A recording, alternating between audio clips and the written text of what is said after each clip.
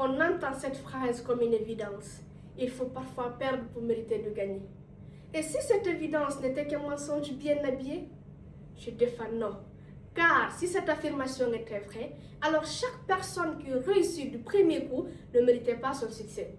L'étudiant admis à son premier examen ne le méritait pas. L'entrepreneur dont le premier projet fonctionne serait illégitime.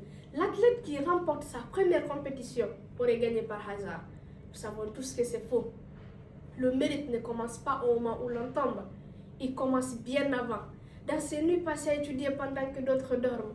Dans ces entraînements répétés jusqu'à l'épuisement. Dans cette discipline silencieuse que personne n'applaudit.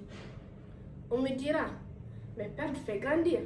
Certes, perdre peut parfois instruire, mais une leçon n'est jamais une obligation. Et le mérite n'a pas besoin de blessures pour exister. L'écoute enseigne.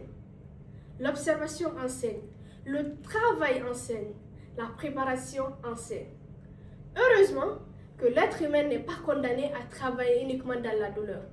Sinon, à quoi serviraient les livres, les parents, les professeurs, les mentors? Prenons exemple sur un pilote d'avion.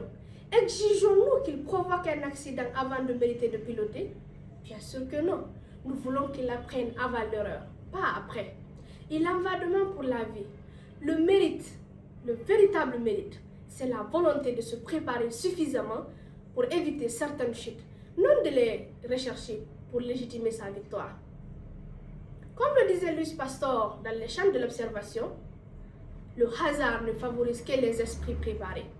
Il en va de même pour la victoire.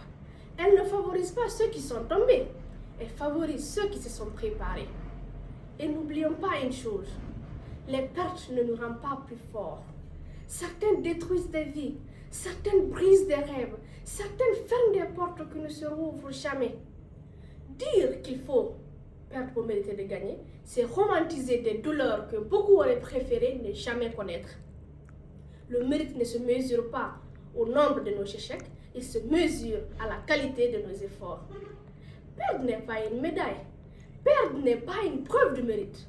Alors non, il ne faut pas parfois perdre pour mériter de gagner. Il faut mériter de gagner par le travail, par la discipline et par la constance. Et le jour où la victoire arrive, au premier jour, au deuxième jour, au 10e jour ou au 100e jour, elle appartient déjà depuis longtemps à celui qui s'est donné les moyens de l'obtenir. Je vous remercie.